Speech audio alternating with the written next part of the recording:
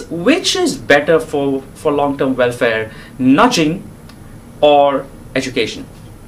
And on the video we had 4 sets of comments. First we had Adele Atkinson from the OECD, as well as Professor Anna Maria Lusardi from George Washington University, who both made the comment that education trumps nudging because real life is complex, different people have different challenges, there are always dynamic issues in terms of, in their case, financial planning, and unless people are equipped to handle all of those complex conditions, those complex real life situations, nudging alone doesn't do anything for them. And so both Adele and Anna were arguing for education.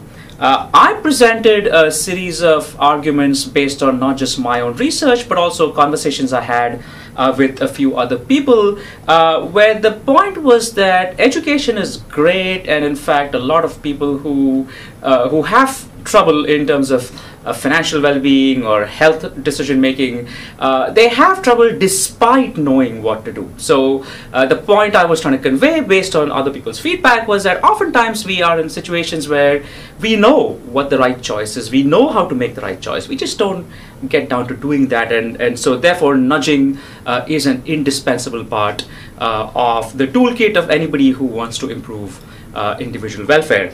And then finally we heard from Professor Brian Wansink. Brian is the director of the Food Lab at Cornell, does fascinating research. At some point in time, as if I haven't given you enough work to do, I would encourage you to Google Brian's website, and you'll see some interesting research that touches on a lot of the ideas that we've talked about, nudging and choice architecture.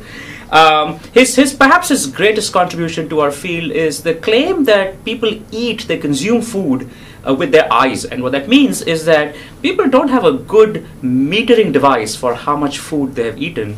They just make judgments on the basis of how full a plate looks or how full a bowl of soup looks, and so on and so forth. So interesting work. But Brian was making a case for nudging. Brian was in fact making the point that you could nudge profitably, right? So simply by using a nudging strategy, you're not leaving the retailer out, you're not essentially hitting their profits. We could actually think about a good way of converting this into a win-win situation. So again, 2 points of view supporting the education side, 2 points of view supporting the nudging side.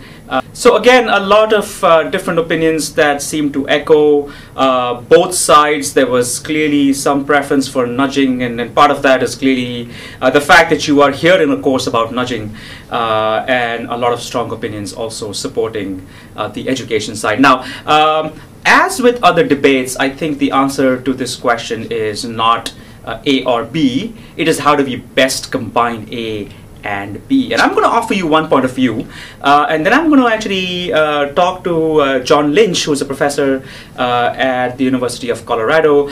John is the author of a recently released study on financial literacy initiatives. He's a co-author, and you will find the link to that report down here just below the video. John and his colleagues actually find, using a meta-analysis of 168 different financial literacy initiatives, that in fact financial literacy is great, but it doesn't work a whole lot well, right? It doesn't realize in better outcomes, it doesn't result in better outcomes, it doesn't result in better choices that participants make. And in the paper, in the report, they get into some speculations as to why that might be. But for now, let's focus a little bit on when do we nudge people, when do we educate them, or do we do both of them? And my point of view is simple. I think education is indispensable. I mean, for obvious reasons, I'm in the education business. I would never stand up in front of a camera and say that education is completely useless. But I do think, based on psychology and a lot of the research that we've talked about, is that people have a starting problem.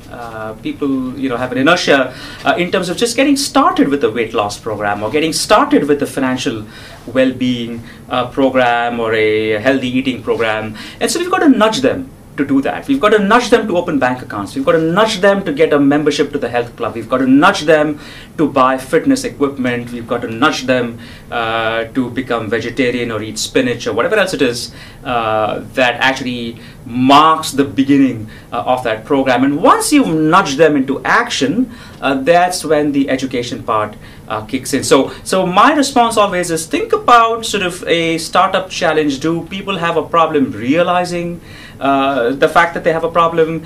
If so, nudging is a great way to get them started. Do people have some resistance, some inertia in getting started? Does life get in the way? If so, nudging would be a great thing to do to get people started and then let education take over. John Lynch has a different point of view. Well, it's not actually different, it is a complementary point of view. Let's listen to what John has to say about this debate. So which is better if we're trying to improve consumers' long-run welfare? Is it better to invest our resources in financial education or in nudging? My point of view is that there's scope for each. That nudges work best in situations where all consumers need pretty much the same thing. So if, for example, we're talking about organ donation, and there's not a lot of heterogeneity or differences of opinion among people in terms of whether they think that donating an organ is a good or a bad thing, then a nudge, like a default, can be a very effective way to help us do what I think most people think they would like to do. But there's a lot of domains of decision making where what's good for me may not be what's good for you. For example, should we have a fixed rate mortgage or should we have an adjustable rate mortgage, for instance? And in those domains, when different people need different things, then I think that consumers have to know something in order to choose for themselves. So it's really a matter of is this a behavior where there's most people need the same thing or want the same thing? I would say one of the things that has been argued by the proponents of nudging is that financial education has had pretty mixed success. My research shows that financial education effects decay dramatically over time. So we have to be sensitive to the idea that if we're trying to make consumers better off by financial education, the education has to be what I call just-in-time financial education, close in time to the specific decision we're trying to influence. Otherwise, what my research shows is that if you give somebody a course, for example, it's a financial education course, and try to look for effects on behaviors 2 years later, there's really nothing.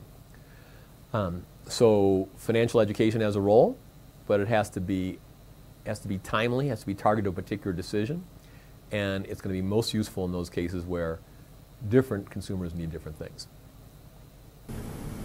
So there you have it, 2 ways in which we can meaningfully integrate the benefits of nudging with the benefits of education. Way number 1, get nudging to start people on programs, use education to push them through the program. But think about education that is timely, that is relevant, and that is delivered in a dynamic sense when people actually need it.